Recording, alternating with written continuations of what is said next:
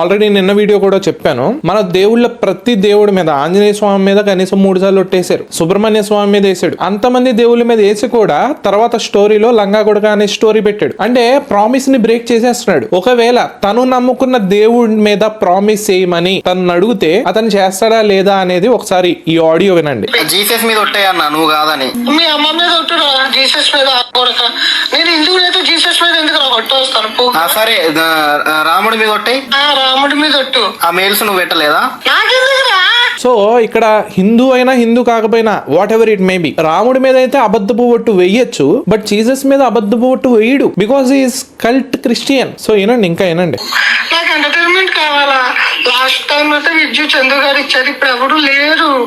ఎవరిని క్రియేట్ చేసినా పూగలు అవుట్ అయిపోతున్నారు. నాకు స్టాండర్డ్ గా 41 డే ఉండేవాళ్ళు కావాలి, ఉండేవాళ్ళు. సో ఏమన్నాడు విన్నారా? మనోడికి ఎంటర్టైన్మెంట్ కావాలి అంటే ప్రతి ఒక్క కాంట్రవర్సీని స్టార్ట్ చేసేది దానికోసమే. మనోడు ఏదో ఉద్ధరించేద్దాం, ఏదో అమ్మాయిలకి స్టాండ్ తీసేసుకుందాం, అమ్మాయిలకి ఫ్రీడమ్ తెచ్చేద్దాం, అయ్యేమీ లేవు మైండ్ లో. ఎంటర్టైన్మెంట్ ఒకటి కావాలి, ప్లస్ ఎంగేజ్మెంట్ కావాలి, రీచ్ కావాలి. దానికోసమే మనోడు ఇంకా చేస్తా ఉంటాడు.